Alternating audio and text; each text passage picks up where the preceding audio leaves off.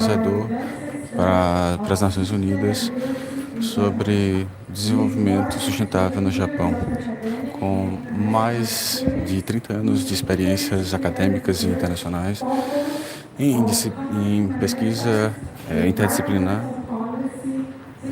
em desenvolvimento sustentável, governança, estudos urbanos e sustentabilidade. Ele foi nomeado como responsável pelo painel e para o relatório de desenvolvimento sustentável e para o desenvolvimento e uma formação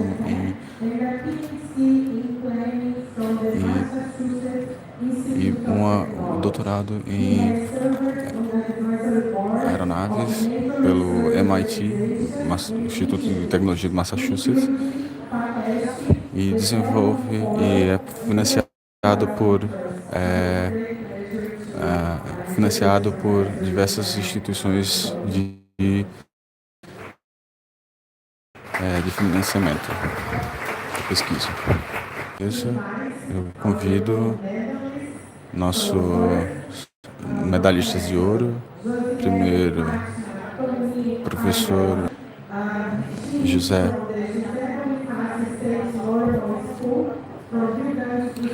do Rio Grande do Sul, do Departamento de Educação do Governo do Estado do Rio Grande do Sul.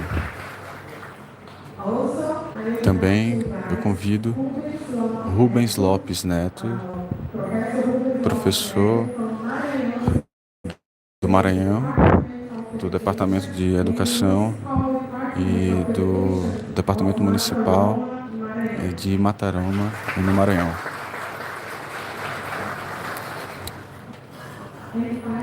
Finalmente,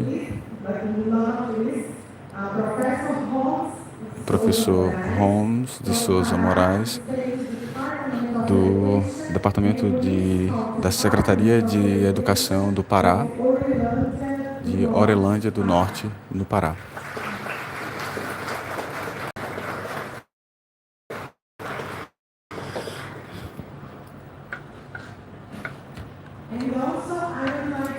E também gostaria de convidar o professor Wang para participar dessa mesa, o diretor da Unesco.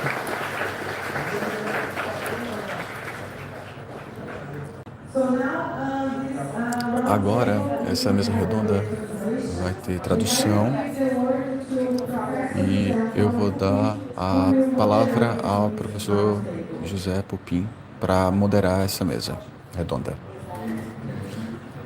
Obrigado, Jaqueline. Primeiro de tudo, gostaria de agradecer aos organizadores do evento. Meu nome é José Pupim e eu sou um dos membros do Conselho Administrativo da Olimpíada de Matemática do Brasil. E estou feliz de ter o professor Wang e um medalhista de ouro. Estamos indo agora para a terceira edição. Nós focamos as duas primeiras edições no ensino médio e nessa terceira edição é focada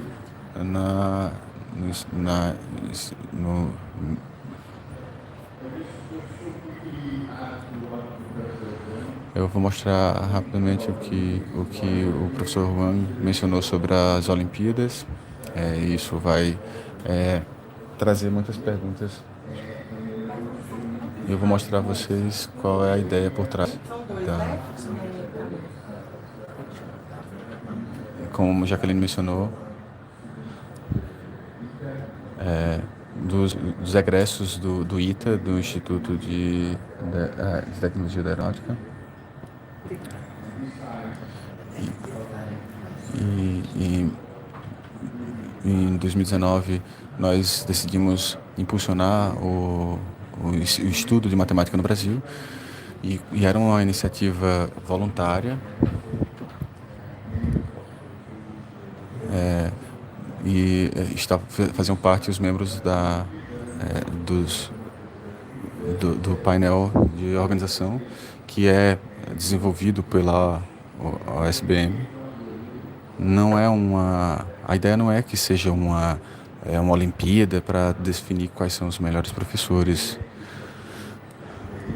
A ideia é compreender e encontrar boas práticas de ensino de matemática e estimular também professores a dissimular essas práticas no Brasil e também na China e trocar também experiências levando pesquisadores para que eles tragam novas ideias a partir das vivências lá, dos métodos que eles aprendam em Xangai.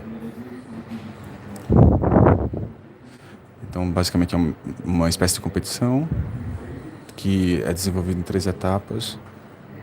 Aqueles que ganham a medalha de ouro vão para Xangai, onde terão um intercâmbio. E quando voltarem, eles vão ter uma série de workshops nos estados. Tem um conselho acadêmico, com pessoas conhecidas, bem conhecidas na educação e em matemática. É a primeira vez visitamos a iniciativa em Xangai com o Brasil para que a gente pudesse estabelecer a parceria e pudesse receber a comitiva, e nós tivemos suporte da Embaixada do Brasil em Xangai. Aqui nós temos o cônsul do Brasil em Xangai, Augusto, e também o staff, a equipe da Unesco Tech.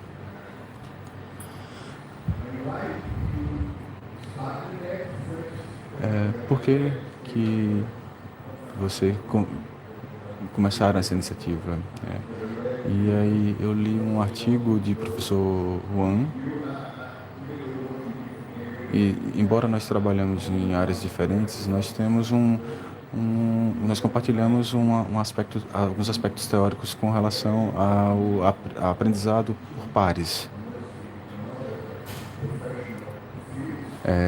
relacionados a perfis, a campos profissionais, que possa colocar os professores para ensinar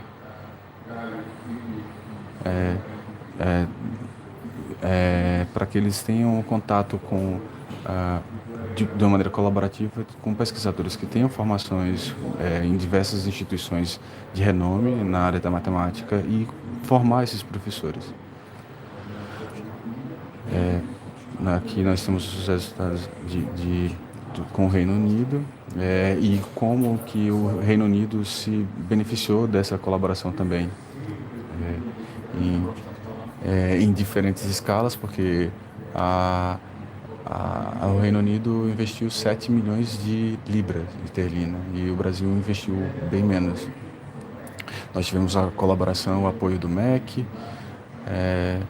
a Embaixada da China.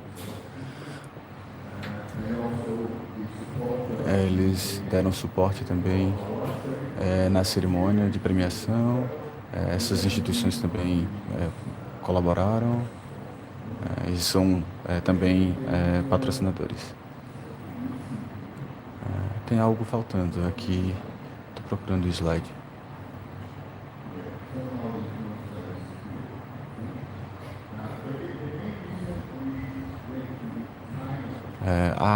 O motivo principal para a gente ir para a China, eu tinha esse slide, mas ele desapareceu por alguma razão.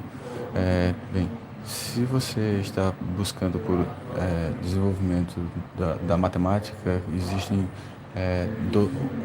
12 países e pensando nos 6, a China é um dos que está lá.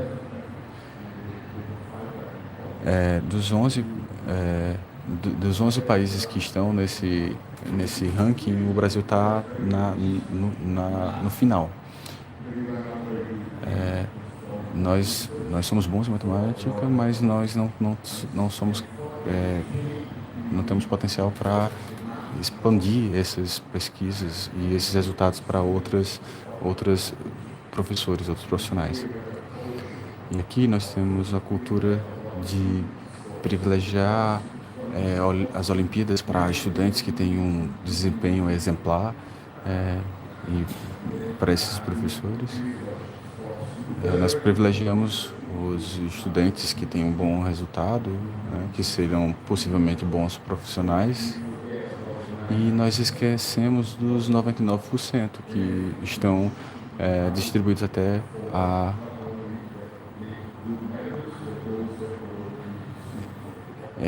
Então, eles lá na China trabalham tanto com os estudantes que têm um desempenho muito exemplar, quanto também os demais que precisam de suporte para desenvolver. Então, essa era a ideia de ir para Xangai e trazer essa experiência. Nós tivemos uma visita muito especial em Xangai, que apareceu numa publicação no China Daily, um jornal da China, destacando a importância das relações do Brasil e China, e mencionando as Olimpíadas voltadas para o ensino fundamental. Eu acho que eles tiveram a primeira edição e agora estão indo para a segunda fase. E vamos um dos primeiros que são egressos ou que foram, que passaram por essa experiência e por terem ganhado a medalha de ouro. Nós gostaríamos também de agradecer por eles trazerem suas experiências, e o professor Yang para dar algumas palavras sobre a palavra.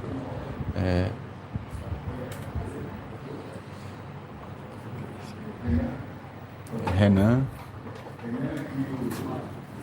please. Renan is from the state of Maranhão, and he's going to share his experiences.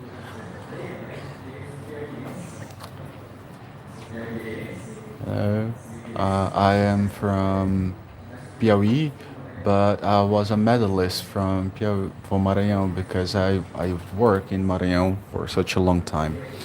Good morning to everyone. I'm teacher Rubens.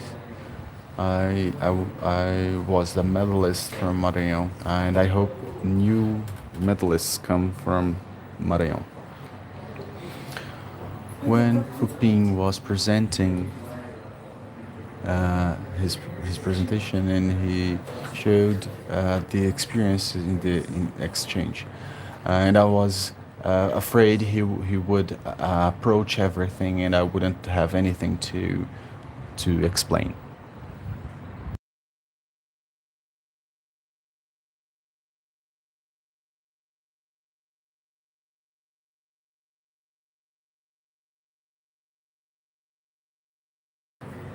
So, as Pupin presented OpenBR,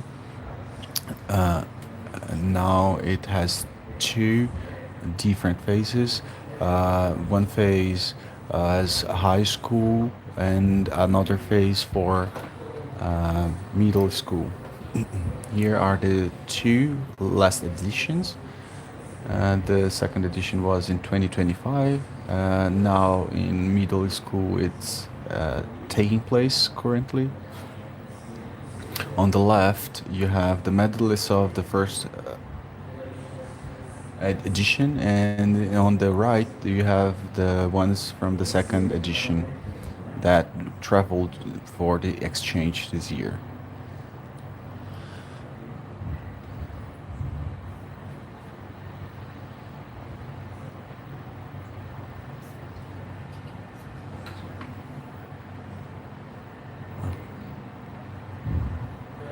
So, during this exchange, we were baptized with Chinese names.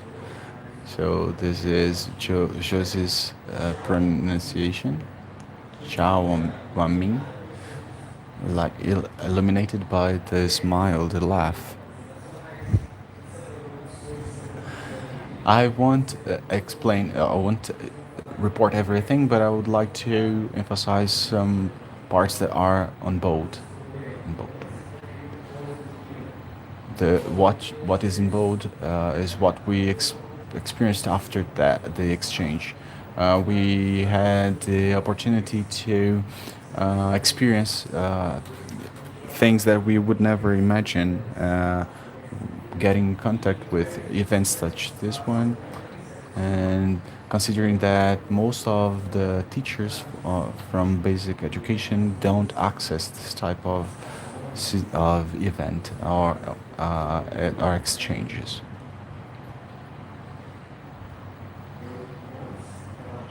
This is Holmes from Pará.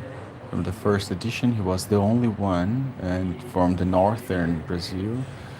His name in Chinese is Peng Yu-cheng. He's shy but comfortable on his daily tasks. We asked them to baptize us, to give us a Chinese name.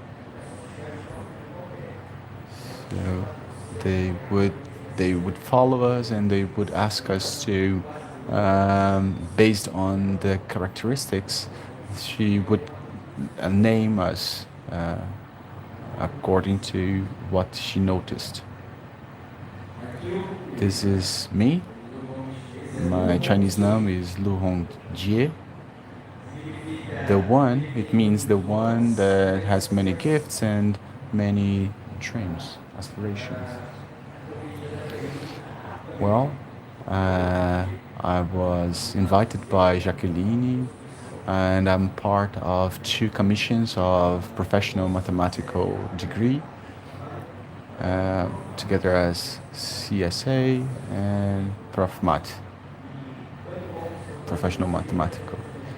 Also, Ronald is part of this program. We are responsible for content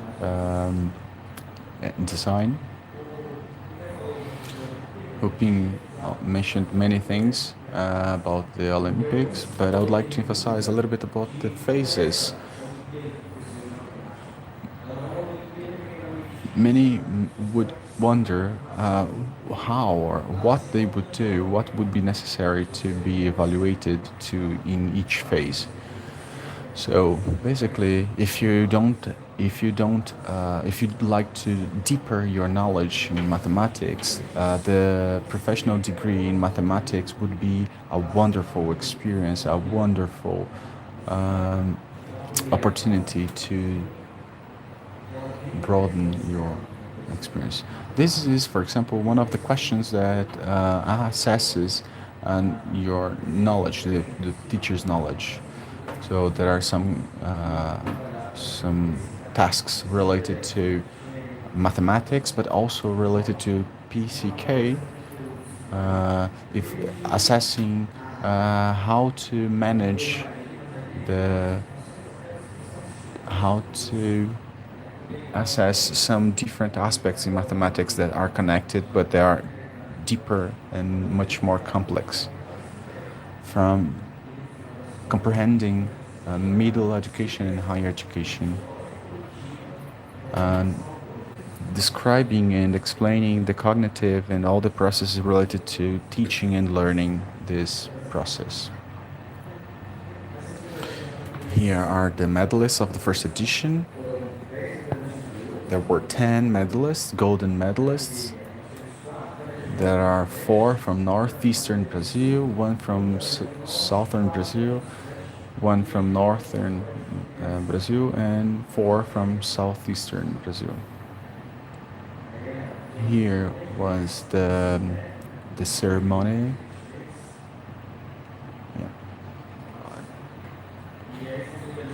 Here are the medalists of the second edition. They got more partnership and sponsorship, and then they had 20 instead of 10, 20 medalists and 20 teachers who experienced this exchange. Well, yet there's no representation from the Central Brazil. Here is the ceremony for the second edition at MEC. They they also gathered the medalists from the first and the second editions together. Then there was the exchange in Shanghai. It happened at the Normal University of Shanghai. Professor Wang was responsible for the training, he and his team. But before the exchange, we started the activities in Brazil. We had some webinars. 4 months earlier, we started monthly webinars to understand a little about the educational system, about the culture, uh, to avoid some mistakes, some behavior that are not appropriate for the culture. Then we traveled to the exchange, and here are some pictures of the opening ceremony of the first edition. Here is a picture of the second edition. Now, teacher Josiele is going to tell you a little bit about the Chinese educational system. Hello, I am Professor Giselle. I'm teacher Janiele from Rio Grande do Sul. So I'll bring a little bit about the teaching system in China and a little about our experience there. The educational system in Shanghai is very similar to the Brazilian. So the primary is based in 5 years, the middle education from in 4 years, and high school in 3 years. From the first to the third year of high school is very similar to what we have in Brazil. Regarding the course books, here is one of the course books. They narrate step by step. They also describe and express the processes in detail. They also pay attention to the straight following of the mathematics descriptions, and they also focus on the exams.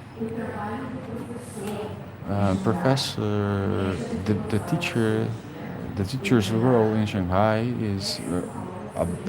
takes about 2 hours of 40 minutes per day, and they have a break of 10 minutes between the classes.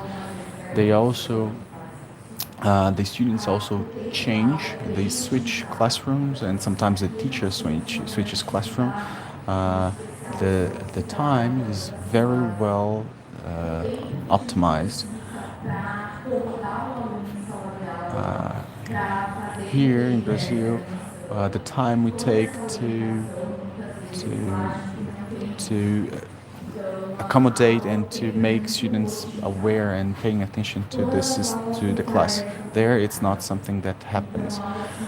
They also have homework every day. That's full-time education, but they also have homework activities or tasks. The teacher, along his journey at school, he is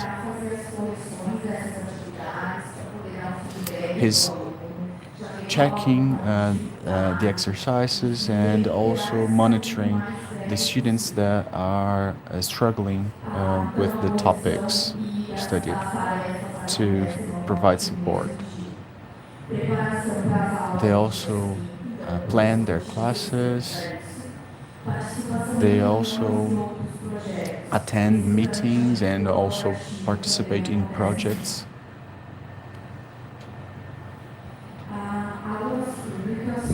There are some public teachers and classes. There are teaching research groups, the TRG, which Professor Wang also mentioned about this.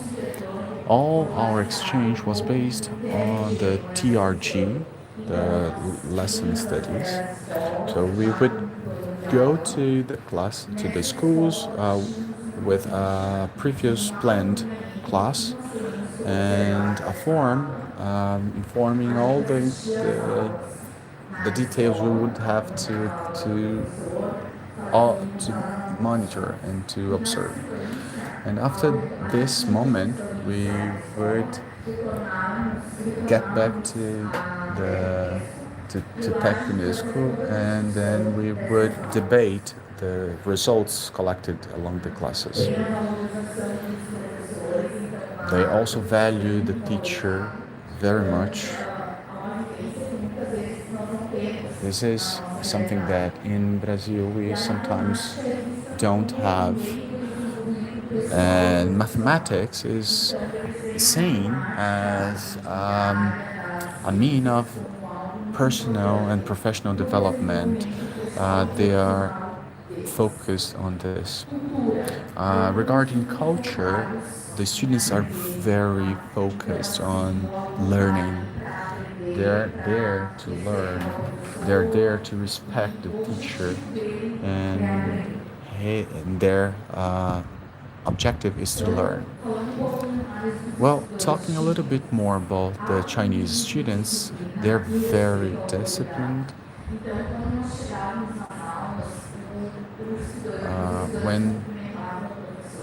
When we get to the classroom, students would talk to the teacher and would cheer greet the teacher, and there are some hierarchy. The teacher is an authority. They have a very intense loan for classes. Considering the Gaokao, the entrance exam for higher education is something that the students that motivates the students. Also, the family supports the students very much. This is something that is a little different from Brazilian reality. But when we visited a school there, the teacher mentioned that they do the family do encourage and provide some support to students and follow what they have to do at school. So the parents invest on private classes and extra educational resources. They do want to know that students are learning in fact because they would have a very good future. They also have a very intense culture of excellence in numbers, in mathematics. So here are some images of the TRG observed. So we would stay in the back side of the classroom. Then we would walk and observe students by closer.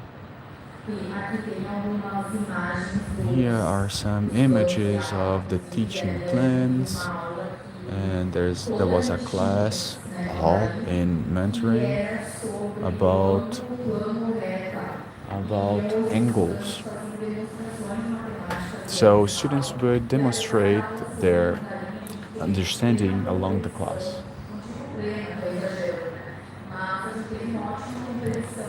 So even though the language was different, we also understood a lot of what was taught.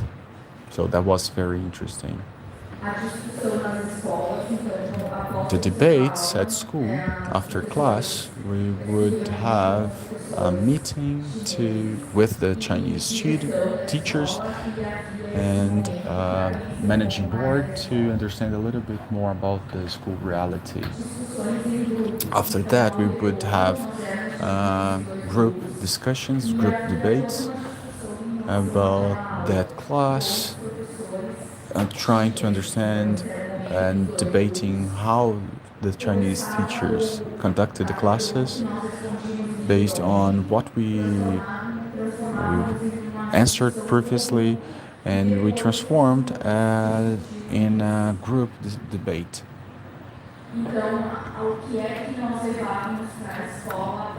What would we take to observe the classes?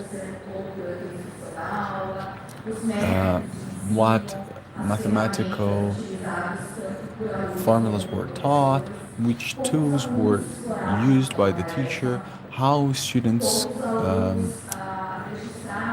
participated in the classes, how students would uh, make annotations on the classes, considering the tasks, which difficulties the students faced. So every class would have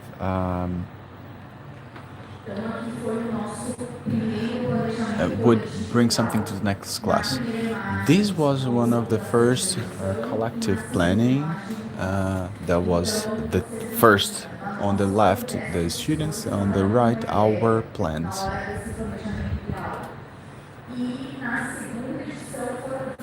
The second edition, there were 20 teachers trying to understand how to plan a class, because we had to plan a class to apply to students, to Chinese students, the concepts. Here is the moment the class was conducted. Teacher Sumara and teacher Beto planned the class, and they conducted the class we planned. So they conducted the class, and after that, we would assess our development. Well, before the class, we had to do it again, because there were so many aspects the Professor Huang pointed out that then we would have to review the proofread the plan. Here is Professor Huang explaining to us some aspects we would have to improve. Now, I would like to invite Holmes to continue the explanation of what we did after we got back to Brazil. Good morning.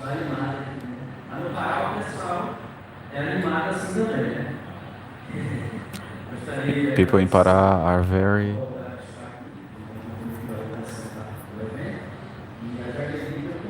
I would like to thank the Jacqueline and the team for inviting us.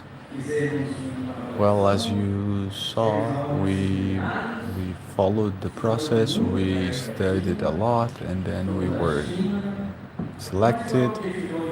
But I would ask, what is the meaning? What's the objective of it?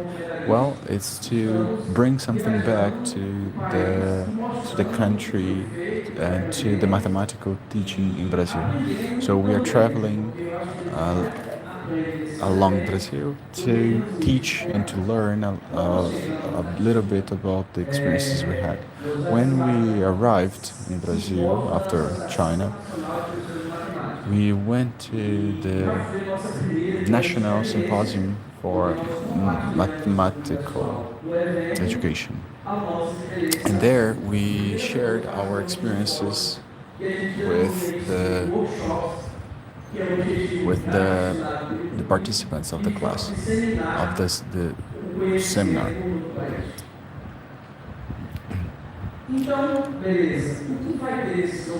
What what would happen in those workshops?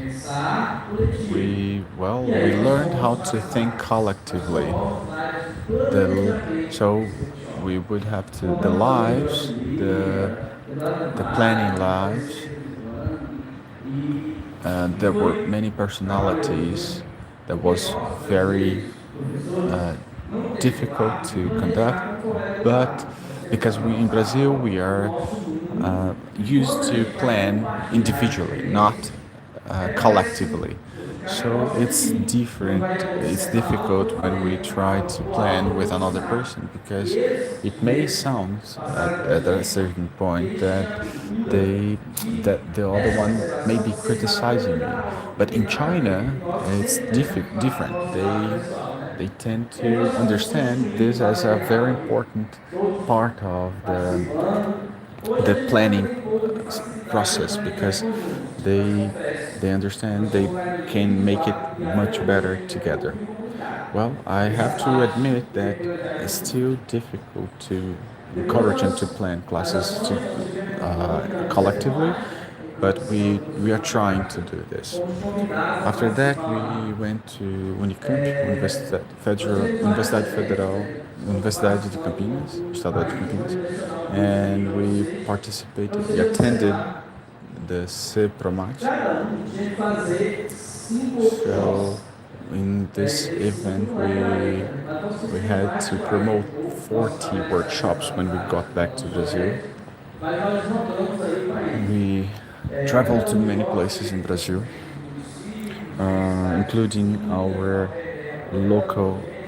hometowns. We also attended federal institutions, state institutions, and local municipality institutions. Uh, Following this collective planning, and then we would adapt depending on the reality and the context. As I mentioned, it was uh, planned by SBM Match. Well, the the selecting process is based how to on mathematical knowledge, but also on teaching knowledge. So we were encouraged to attend some webinars with MEC, the Brazilian institution responsible for education. So the Brazilian government was also counting on our contribution to develop the education. So all medalists were invited to attend this course to promote some basic knowledge, to basic education, teaching of mathematics. So each of the 30 medalists are responsible for a group of teachers, and then we conduct some workshops with them. Well, also the Olympics permitted also some people to take a doctoral degree. Claudia is a doctoral student with Young One, and she is studying there. This photo was taken when she got back to China after Brazil. Now she is studying in China.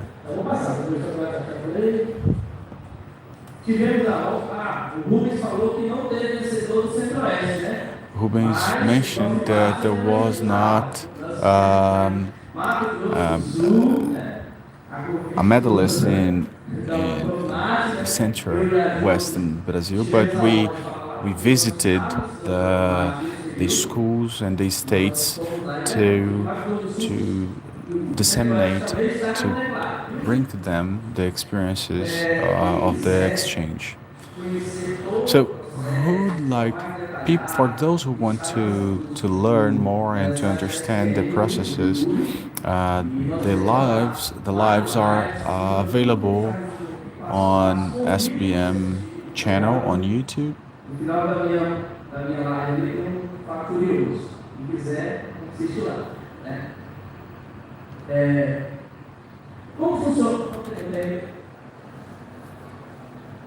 We also attended the biannual workshops of OPBN that took place in the city of Natal, Rio Grande do Norte state in northeastern Brazil. So we also shared our experiences in this event that happened right before the joint mathematical meeting, this event that we are here.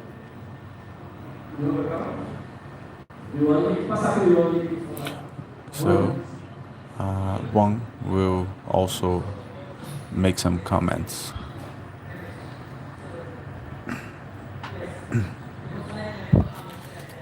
Bem, eu não consigo compreender português, então eu imagino que ele estava falando pelos slides. Bem, eu agradeço aos professores todos que participaram desse projeto colaborativo. É um momento muito importante para o Brasil e nós esperamos que nós consigamos trabalhar cada vez mais junto com o Ministério da Educação, com o professor Rubens e com as demais associações do Brasil para promover a formação de professores da educação básica como um todo.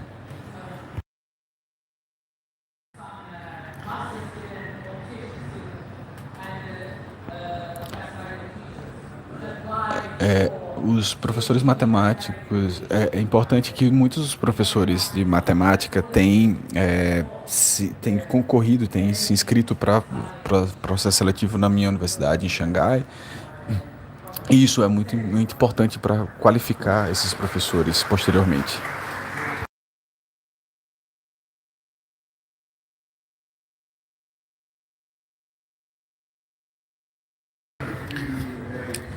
Agora, vocês tiveram contato com a experiência de todos os estudantes e com o professor Wang. Agora eu vou abrir para perguntas, para comentários, sugestões. Alguém gostaria de começar?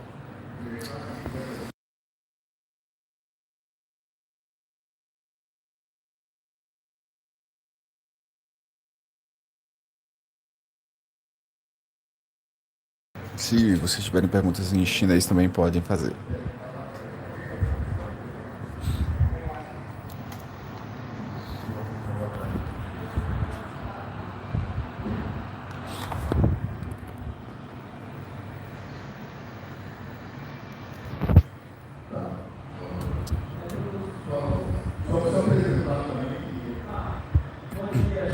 Good morning. I'm teacher Israel Evangelista. I'm from UFDPA, the Federal University of the. I would like to understand a little about your experience in this exchange. What was different? What did you understand as something important to bring back to Brazil to improve the the teaching of mathematics in Brazilian education? So I think that was a very good. That was very interesting because we thought about what we could bring, and I believe everyone has a different reality, and everyone identified that different aspect that would bring back to Brazil. Well, but I believe something that I think is that planning collaboratively is something that we reflected a lot and that we think that we would have to bring back to Brazil. And to understand that when people comment something on my class, that's not a criticize. That's basically to help me improve my classes.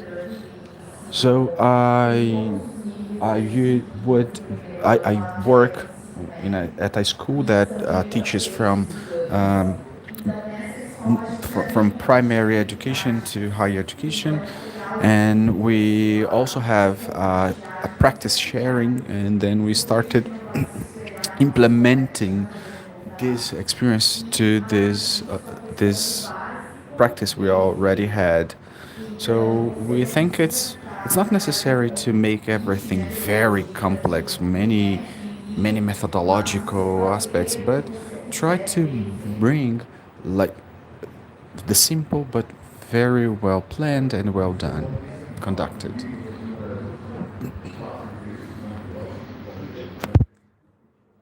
Teacher Professor Wang mentions that the Brazilian course books they tend to be very thick and there are lots of content, but there's no room for teaching, and it takes quite a lot, and the teachers can't cover all the content. Well, uh, Professor Wang mentioned that the classrooms in China they tend to be bigger than in Brazil, but we also notice that there are some differences. I would like to ask if you notice a big difference in the quality of the teaching of mathematics. Well, this difference depends on the cultural aspect, as in Shanghai, they would have 40 to 45 students in class. They would, the teachers would work really well because students are there to learn. They, it's not the same problem as in Brazil that they have to ask students to remain silent. They in Brazil we tend to organize and to bring students' attention to what we want to teach. So that's one of the biggest differences. So that's a cultural aspect.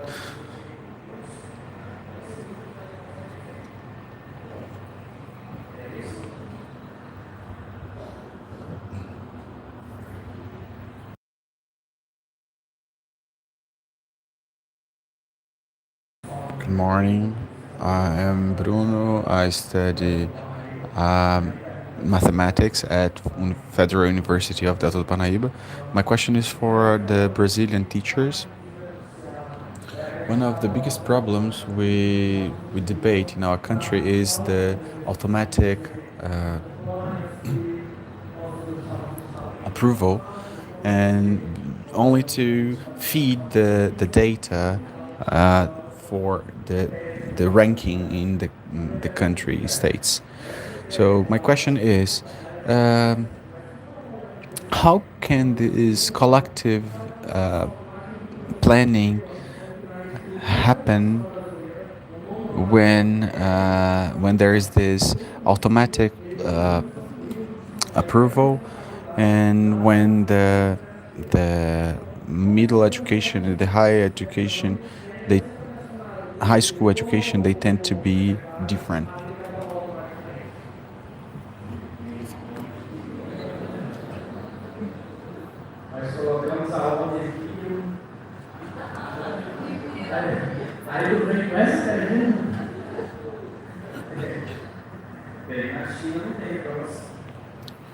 Okay, in China they don't fail. They also have an automatic approval system. Only in the ninth year they have an exam which will take students to the high school education or not. Well, we know that's something that would be possible to happen in Brazil. Uh, an exam like this. I don't understand as a problem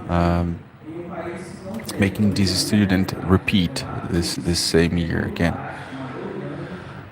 I take an example as Orilândia, a state, a municipality in the state of Pará.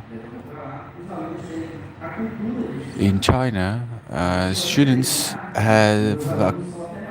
have a culture of studying. In China, when the teacher gets to the classroom, the the students get up to welcome the teacher. And in my classrooms, students spend most of their time as such. So I believe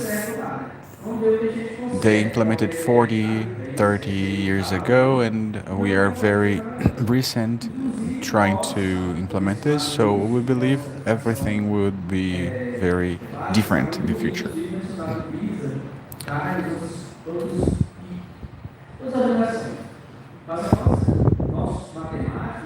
Our mathematicians have been golden medals.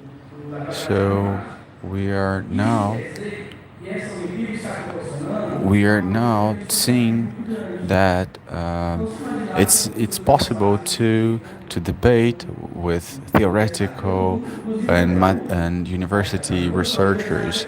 So that's very interesting because this Olympics promotes this interaction between middle and high school education teachers with researchers and professors from universities.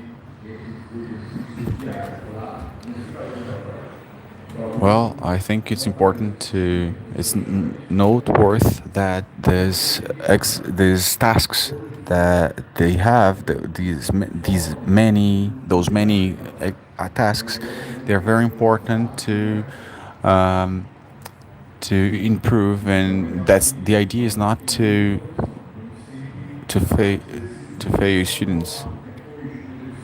So most of the time, teachers are correcting, they are checking the answers, the exercises students answered along as homework. So, the intent is not to promote competition between students. They know who are the best students and they know where they have to focus more, not to make them compete.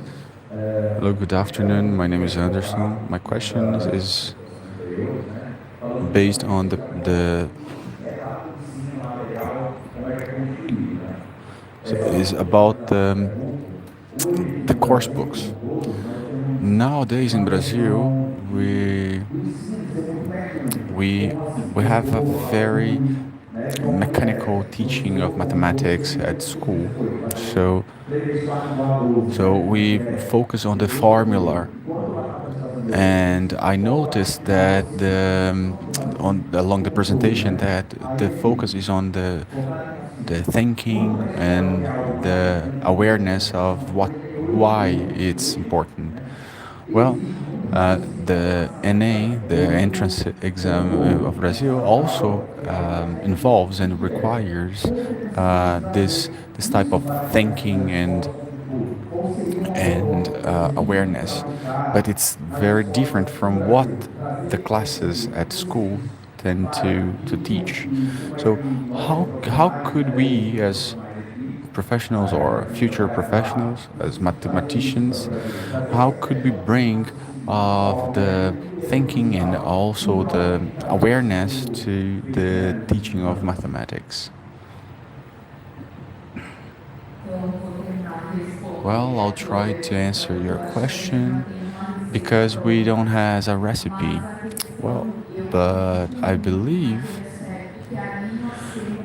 that that's a very important role of the teacher. So it has to or this teacher has to begin from the reality of the student, from the context of the student.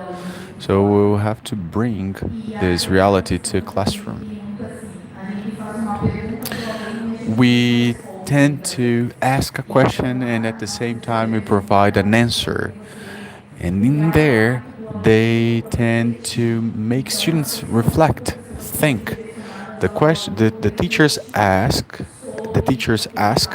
and the students have to think, to reflect on what they are learning, and they have to get their own conclusions on the results.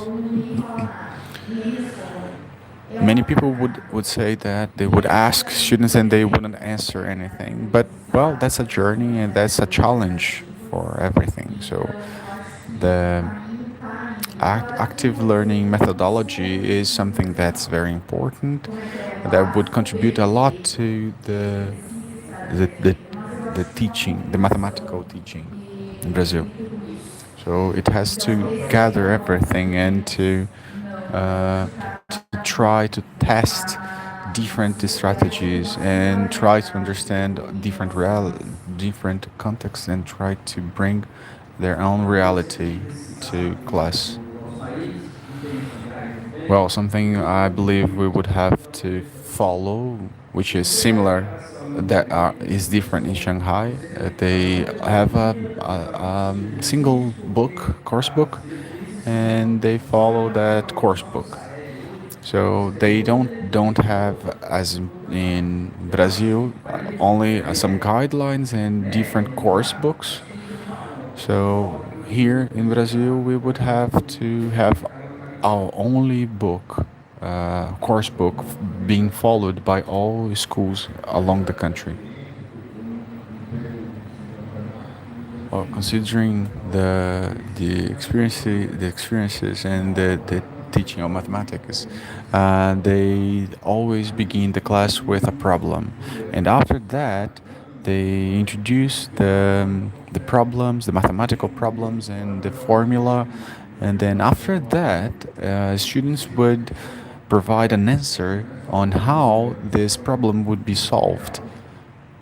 They always deal with a real problem. They also have to be aware of on the concepts, and they would have to provide an answer based on this principle. So there's always a practical motivation.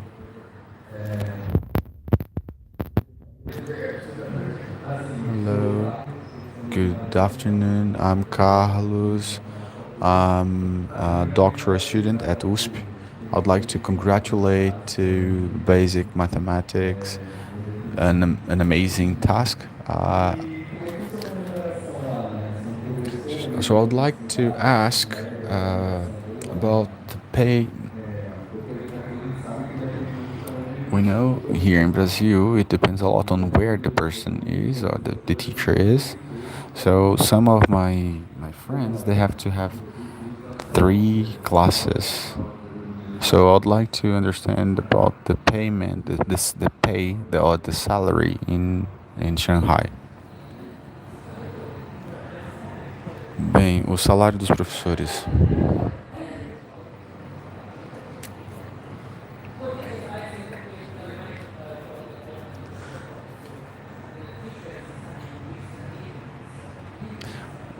Lá existem salários muito altos e salários mais baixos. O salário de um professor ele está mais no meio.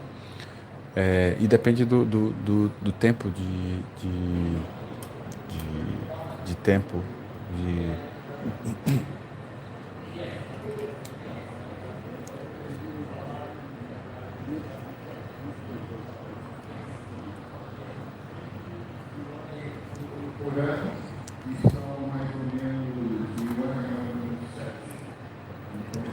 o salário é aproximadamente aproximadamente US$ 18.000 por mês. Considerando, obviamente, que Xangai é bem mais caro. E como que o salário progride? Depende da performance do professor. Os professores são ranqueados, né? E o professor da educação básica é muito parecido com como funciona a progressão dos professores universitários. Então o salário pode chegar acima de 200.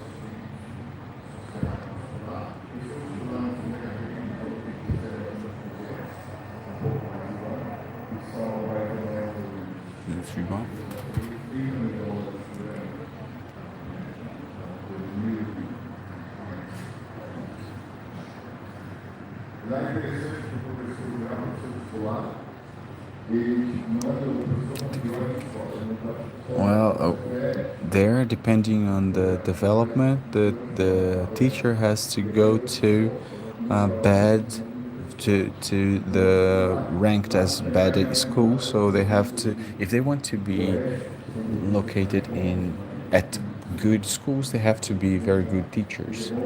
Otherwise, they would be sent to the worst schools. So they would promote, re- get a promotion and get to different, better schools.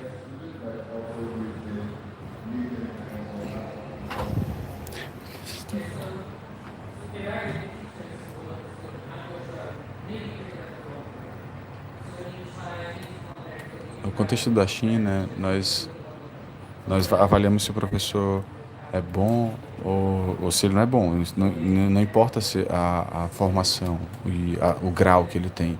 O que depende é o resultado dos estudantes. Depende do desempenho dos estudantes e aí isso vai ser um guia sobre o desempenho do professor também. Os professores precisam publicar trabalhos para é, e, e trabalhar com artigos e trabalhos acadêmicos para que se consiga compreender como melhorar os rankings, os resultados.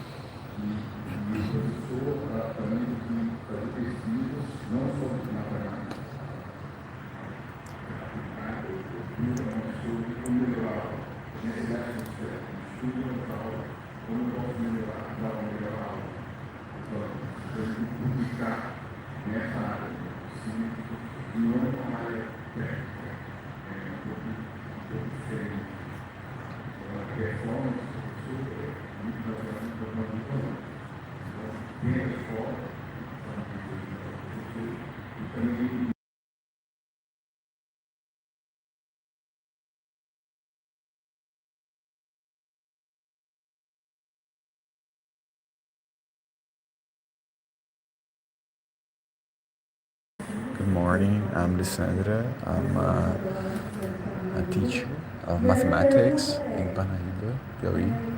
My question is on how does China how does China deal with students that cannot uh, follow the the contents and the topics that are being taught. So how would they deal with this type of process of guidance to students? So because I understand that they take tasks and exercises every day home as a professional teacher. I personally don't assign homeworks because they spend 11 to 12 hours at school, so they wouldn't have time to do these activities at home. So they spend long hours commuting from home to the school and from school to home. So I think it's very hard for them to try to do those tasks.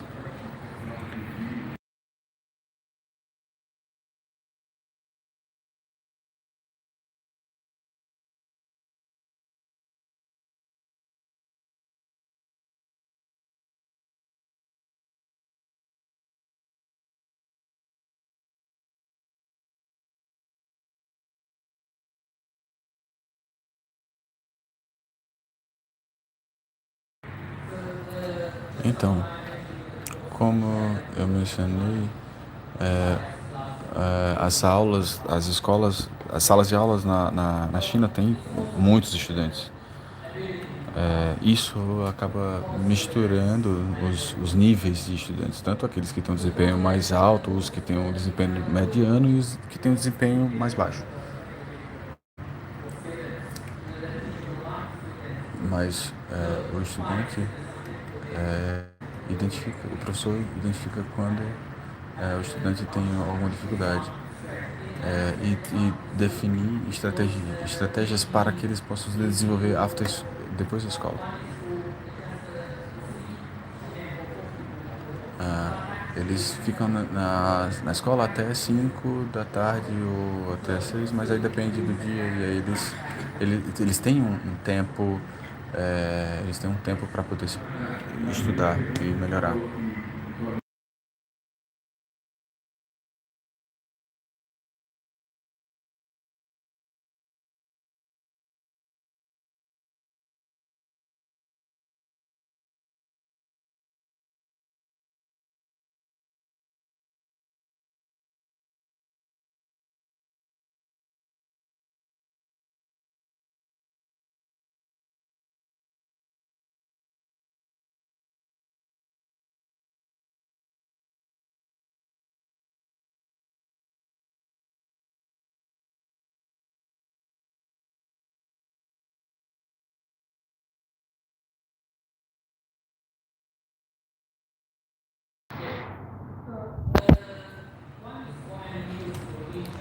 Os estudantes primários e secundários, eles não, eles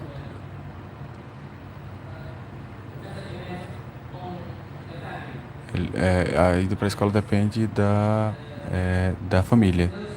Se, se a família, os estudantes vão para escolas que estejam perto deles, então eles devem passar. Então nós temos as escolas que são ranqueadas como top, escola de ensino médio, escolas secundárias que são top, né, que têm um desempenho maior. Então isso facilita porque como as casas dos estudantes ficam perto da escola, isso eles eles podem ficar perto. A, a política chinesa para para a educação primária e secundária, porque um dia na semana eles precisam ter aulas de esportes, de, de atividades físicas, porque eles trabalham pesado para e isso era no passado. Hoje em dia, todos os dias eles têm esse tempo dedicado à prática de esportes.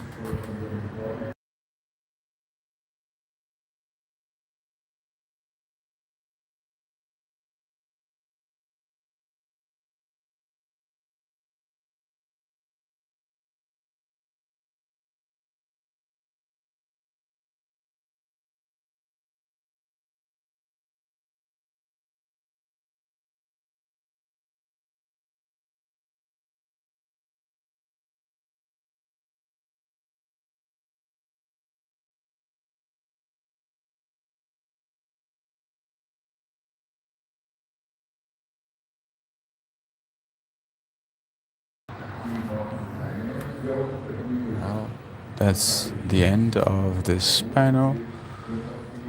So I'd like to ask if you would like to to say some last words.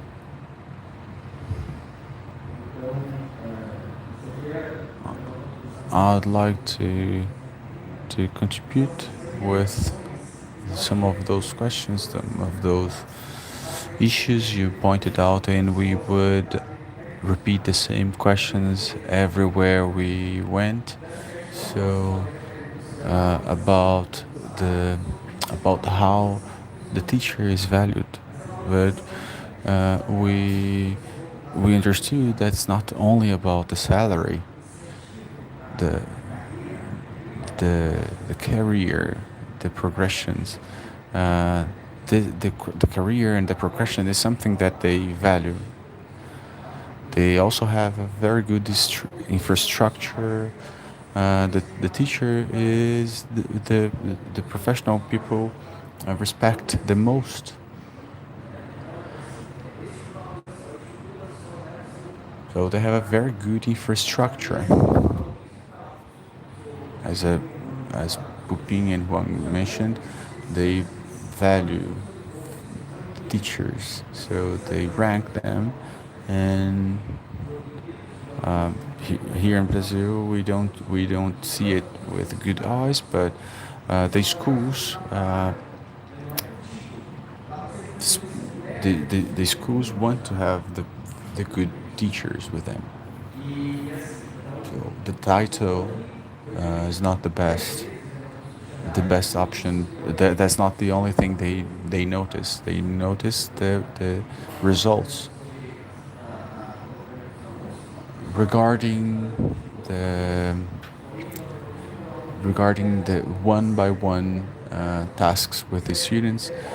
The teacher checks, and the teachers assign, and they check, and when the mistakes persist, then they call them for the face-to-face support and guidance.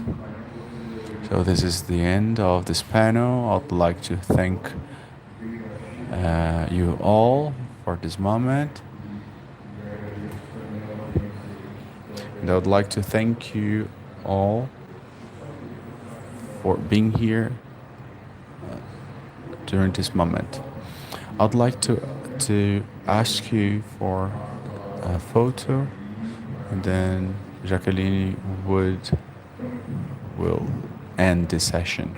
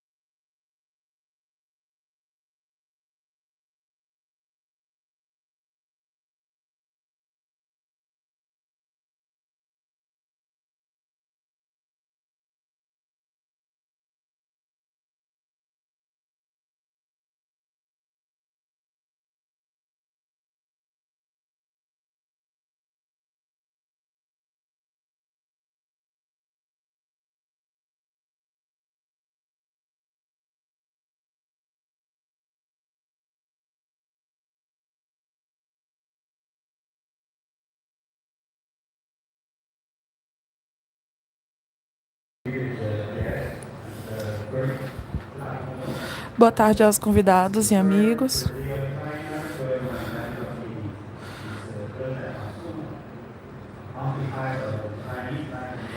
Em nome da Sociedade de Matemática Sociedade Chinesa de Matemática, gostaria de estender o meu obrigado a todos os palestrantes, convidados e participantes. Um obrigado especial a todos os membros do comitê, ao time e a universidades, instituições que fizeram esse evento ser um grande sucesso.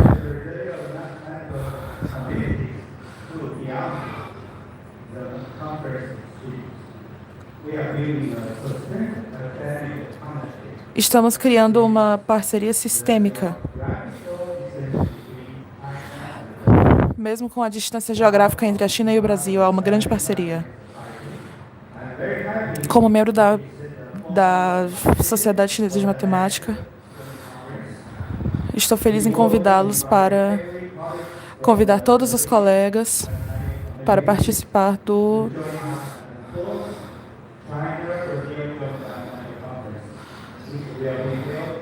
da primeira conferência de Brasil e China que será no próximo ano. Então, para todos na China e no Brasil, muito obrigado.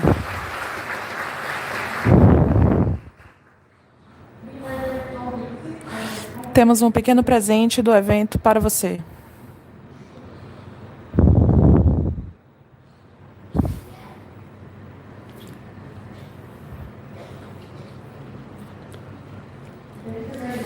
Muito obrigada.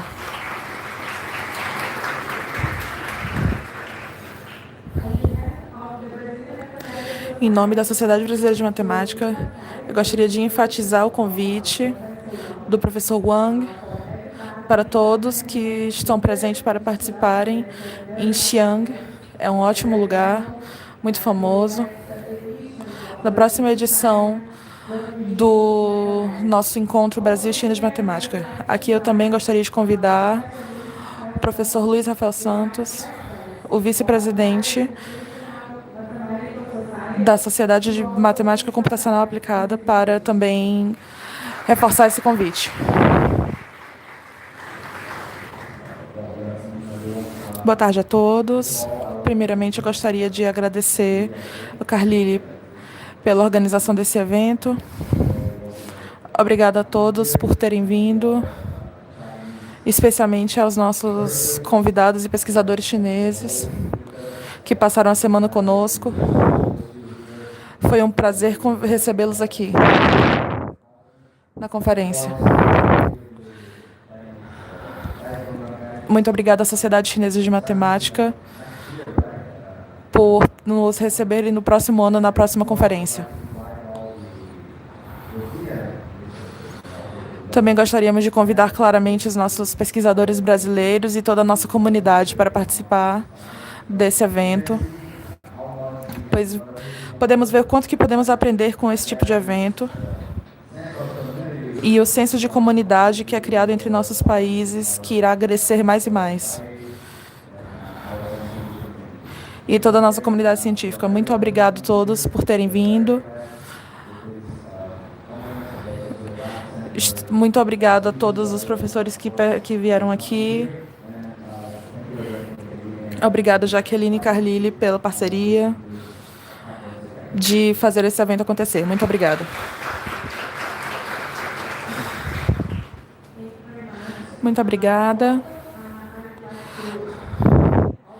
Também gostaria de agradecer a toda a organização, o professor Carlile Lavô e o professor Paulo Sérgio, pela organização dessa conferência.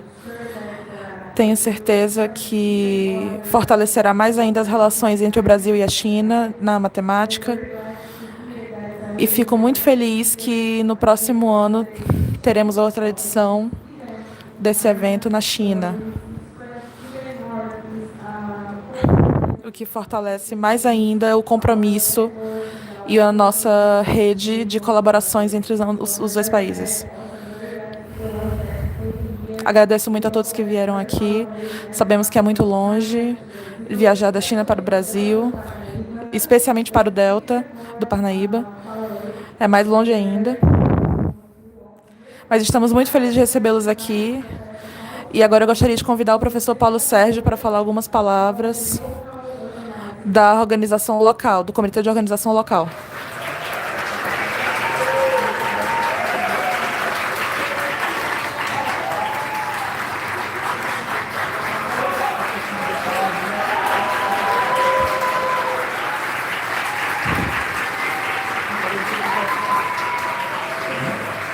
Bom, gostaria de agradecer bastante pela sua atenção.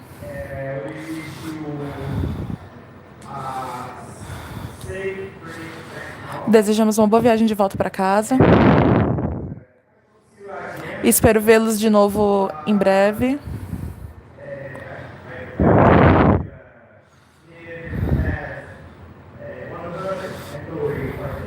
Lembre que nosso evento teve 130 participantes.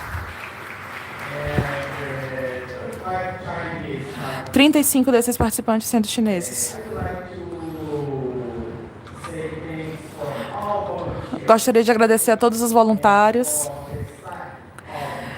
e toda a equipe do Sesc Praia, que foi muito importante. E também gostaria principalmente de agradecer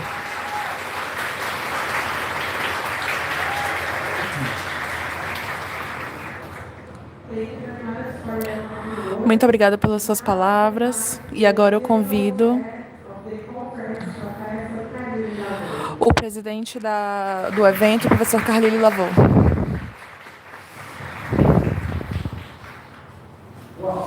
Bom, último dia, estamos vivos, aliviados, um pouco cansados, podem perceber em minha voz, mas muito felizes.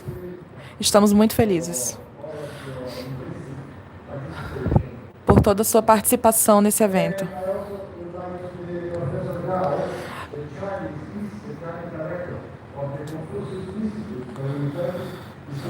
Gostaria de agradecer ao professor Gao, do Instituto Confúcio da Unicamp, por todo o entusiasmo.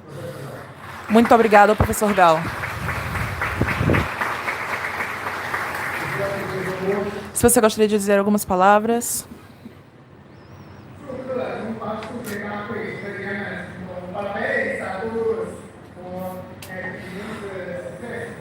Congratulations, everyone. Good luck to everyone. Thank you.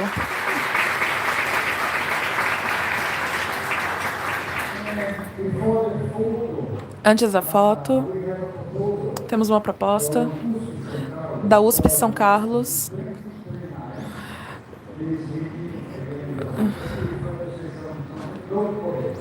For the meeting to happen in 2029, para que o evento aconteça em 2029 na USP São Carlos. Muito obrigada a todos. Tenham um bom dia. E venham todos aqui para tirar uma foto.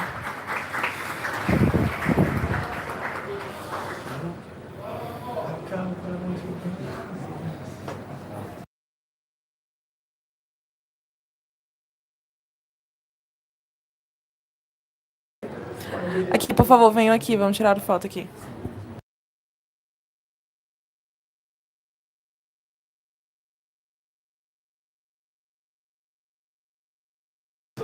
Os mais altos ao fundo, por favor.